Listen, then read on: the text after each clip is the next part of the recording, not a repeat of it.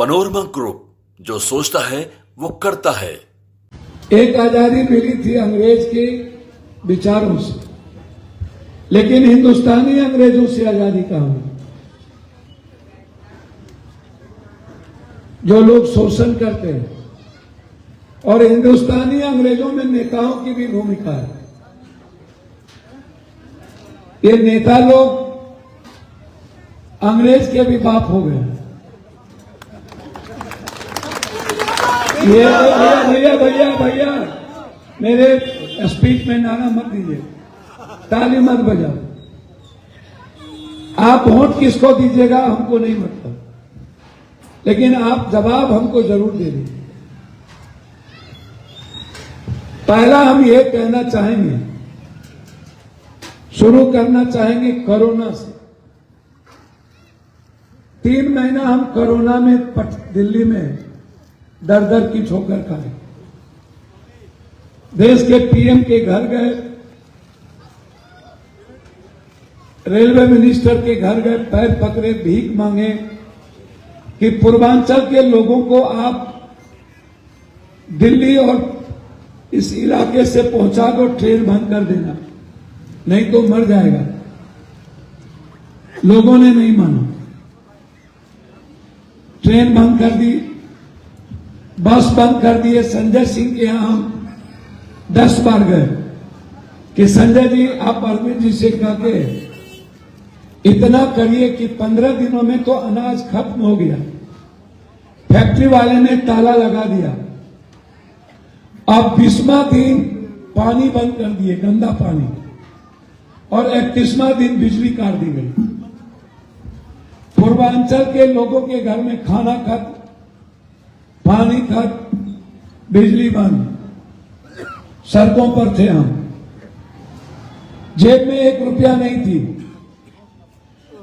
हर घर में हम गए, प्रत्येक घर में, और सभी घरों में जाकर हमने कोशिश की पूर्वांचल के लोगों को खाना मिले। लगभग 100 किलोमीटर पैदल हम चलते थे।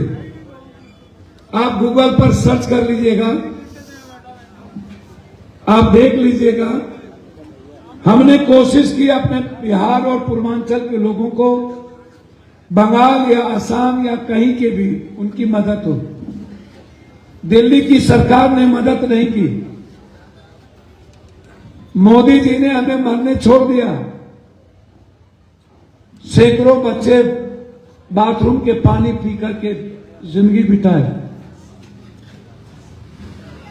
2200 किलोमीटर, 1800 किलोमीटर हम पैदल चले। हमारी मां के कंधों पर 2-2 बच्चे, पिता के पीठ पर सारा सामान, बेटी और बेटा मेरा बोझ लेके चल रहा हो, और यह देश का नेता अपने अपने घरों में कैद था। एक आदमी हिंदुस्तान के गरीबों की सेवा करने को तैयार नहीं था। हम थोड़ा सा साइड हो जाओ बेटा, वो कह रहे तो आगे आ जाओ, बिटिया आ गया, बेटा आ गया, इस साइड थोड़ा सा, कोई बात नहीं, बोलो ना। यहाँ अपना आके तो बहुत प्रेम से बोले छी, खराबो बात के बहुत मीठ बोले छी, और बाहर के लोग तो अच्छो बात के खराब तरीका से बोले छी। जे जना चले वह ना चलो, जे जना खुश हुए वह ना रहो। बेटा हटो तो बैठा। अब हमारा देखा, देखिए मैं 2-3 बात कहना चाहूंगा। नरेंद्र मोदी जी 11 साल हो,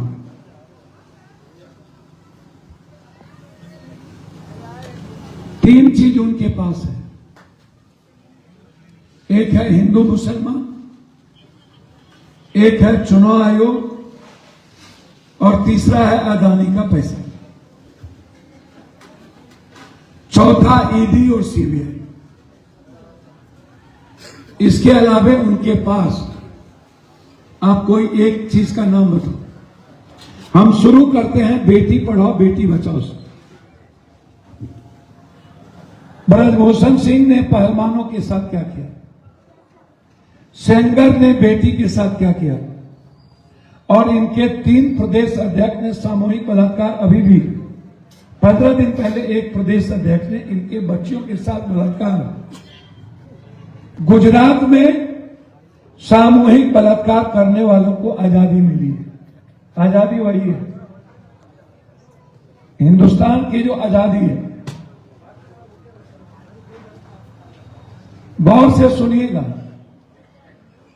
दूसरा चीज, किसान 11 सालों में 2 साल से पंजाब हरियाणा का किसान और देश का किसान रो रहा है, रोड पे है। 1300 किसान मर गए, 1300। गौर से सुनो।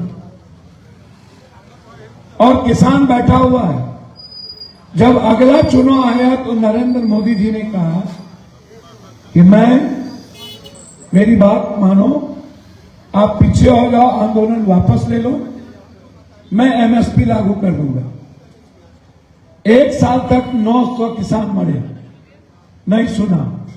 चुनाव आया तो ये झूठ बोला। क्या क्या झूठ बोलते हैं वो सुनिएगा। और चुनाव आते ही नरेंद्र मोदी जी का एक हाथ पैर पर और दूसरा हाथ गर्दन पे, और अरविंद केजरीवाल उसके बाप निकले। बड़े मियां तो बड़े मियां, छोटे मियां सुभान अल्लाह। एक का बेटा पेशाब कर रहा था बिहार में, बोला संस्कार नहीं दिया तुम्हारा बाप, ये खड़े पेशाब किया जाता है। बोला चलो इसके बाप को कहते हैं, तो बाप की मले पर से पेशाब कर रहा था। अब ये बाप बेटे का जो हाल है सो बताए। तो नरेंद्र मोदी जी ने फिर छोड़ दिया सड़कों पर, और देश का किसान सड़कों पर। आइए हम ओबीसी, ईबीसी, एसटी, एससी की बात करते हैं। राहुल गांधी जी जो हमारे नेता नहीं है, मेरे पर्सनली, हम उनसे प्यार करते हैं, हम उनकी इज्जत करते हैं। क्यों करते हैं आपको भी पता है कि पप्पू यादव जो कोरोना से ना डरे, जो कभी मुंह में मास्क न लगाए। जब पूरी दुनिया कोरोना से डर रही थी तो हम अकेले कोरोना को डरा रहे थे। 5 महीना हम जेल में रहे, 10,000 से ऊपर लाश उठाए बिहार में। लगभग बिहार के सारे अस्पताल हम कोशिश किए लोगों को बचाने का। पटना के बाढ़ में मेरा ब्लड इन्फेक्शन हो गया। डॉक्टर ने कहा कि सर ब्लड इन्फेक्शन हो गया, जल्दी से आप एडमिट हो जाइए, नहीं तो जीवन खतरे में है। हमने डॉक्टर से पूछा ये जीवन कब तक खतरे में है? कल के 2 से 3 दिन। हमने कहा जब तक पटना के लोगों का पानी नीचे नहीं जाएगा और खाना जब तक बच्चों को हम नहीं खत्म करेंगे तब तक हम नहीं लौटेंगे। हम भैया चुप रहिए, पीछे मन पर मत बोलिए। हम पटना में लगे रहे, मेरा ब्लड सड़ गया था, पानी नीचे गया, लोग साफ सुथरा हुए। हम यहीं बीएल कपूर में एडमिट हुए। डॉक्टर से पूछे हम कि अब क्या स्थिति है, कब मरेंगे?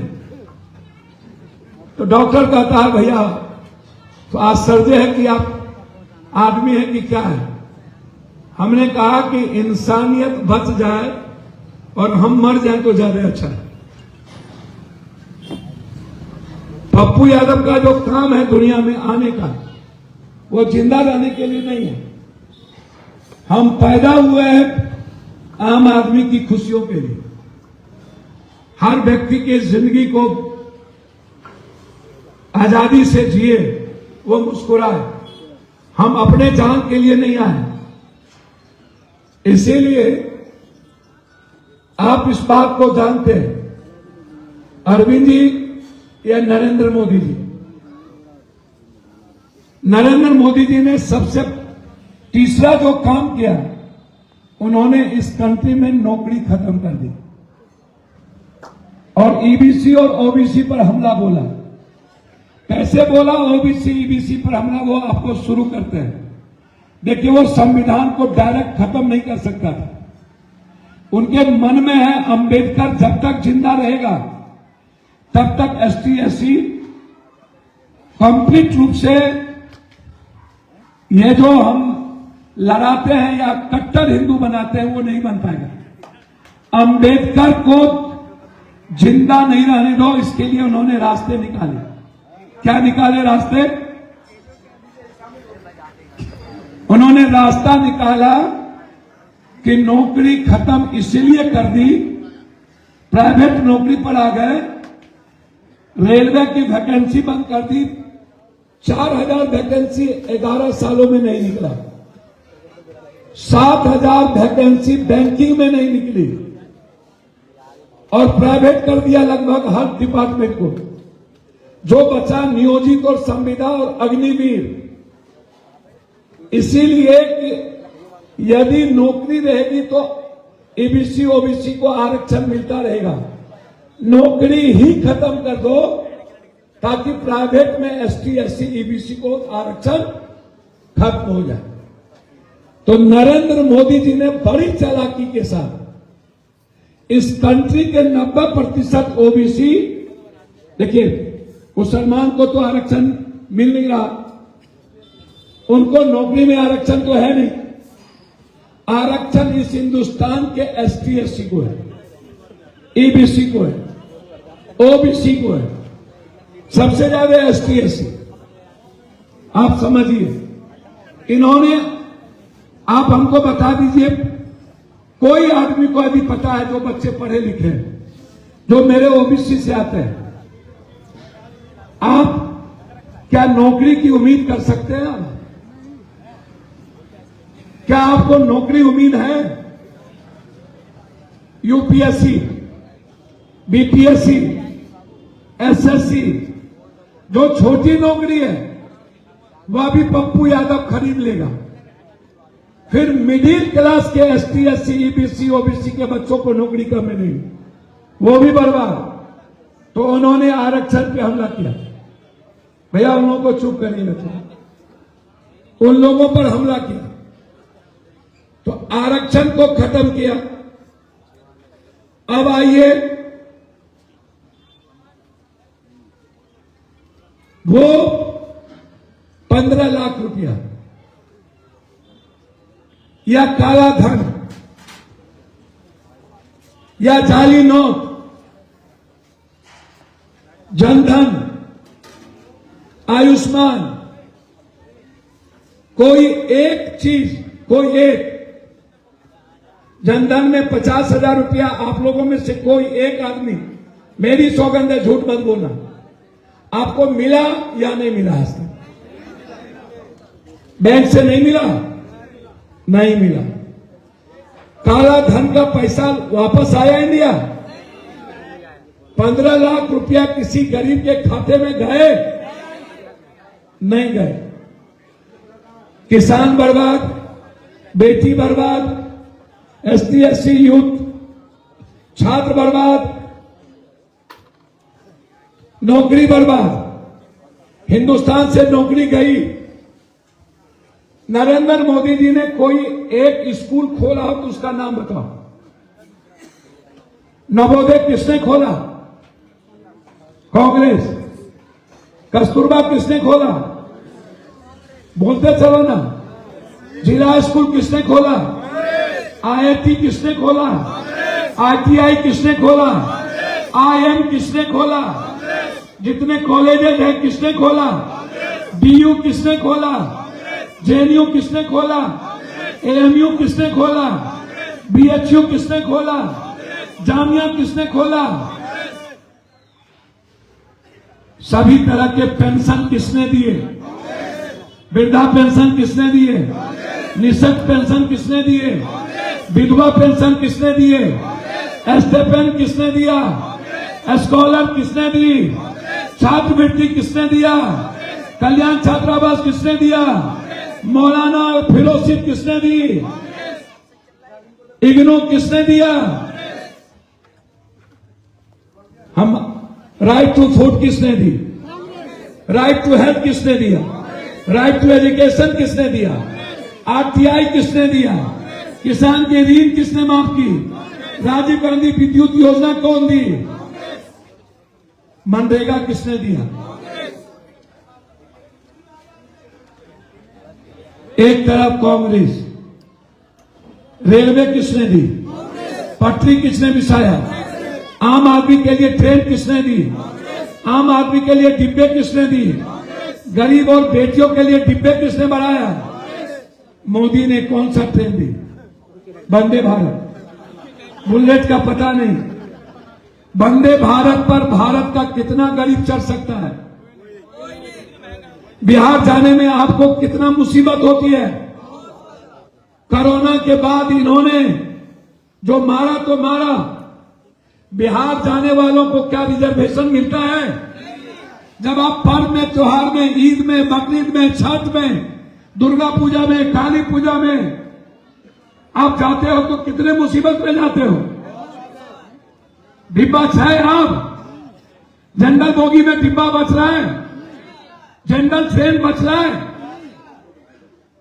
मोदी जी, ये वंदे भारत किसके लिए?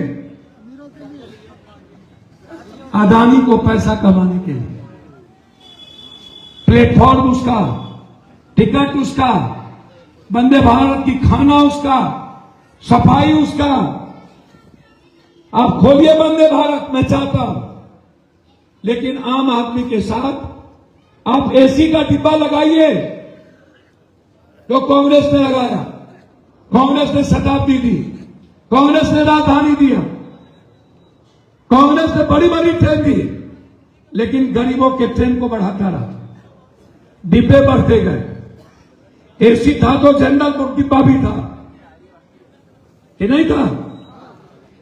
आप सोचिएगा, हम कुछ नहीं कहेंगे। आप दिल्ली को याद करिए, ये फ्लाईओवर की देन किसकी है? शीला। ये मेट्रो को कौन लाया? ये हरियाली कौन लाया? राजीव और कांग्रेस, शीला। दिल्ली को नंबर 1 किसने किया? तब जमुना साफ थी, तब पानी साफ मिलते थे। आप नरेंद्र मोदी जी, आप 11 सालों में पुलवामा करवाया कि नहीं? पुलवामा हुआ या करवाया? फिर वोट लिए।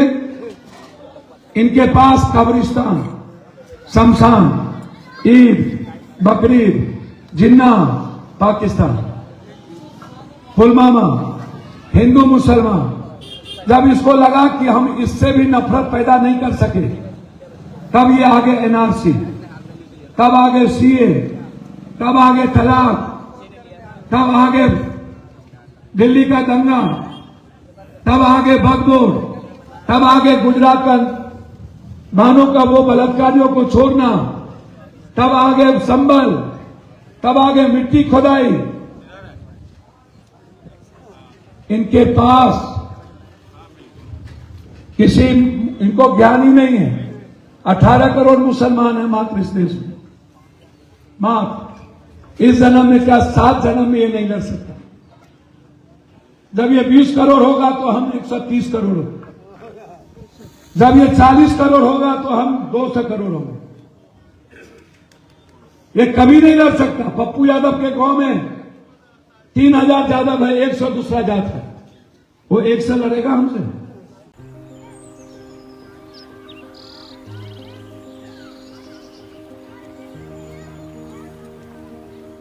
एक बात बतावा, तू हमेशा बड़े बाजार से होकर घर काहे जात बार? पगडंडी से जल्दी पहुंच जाई। अब का करी, मन बहलावे खातिर जाइला।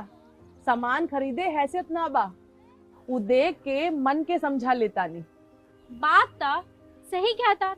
कभी कभी सोचे तानी पैसा रही ता राहुल खातिर टिफिन, ओकरा पापा खातिर जूता और गुड़िया खातिर रंग सब ले लेही। अब फिकर मत कर। सुनल माई बहन मान योजना के बारे में का हो? तेजस्वी जी वादा कइले बारन कि अब की बार नई सरकार बनते ही हमके हर महीने 2500 रुपए मिली। अब दिन बदल जाई। अरे वाह, मतलब सच में दिन बदल जाई। माई बहन योजना, महिलाओं की समृद्धि, बिहार की प्रगति।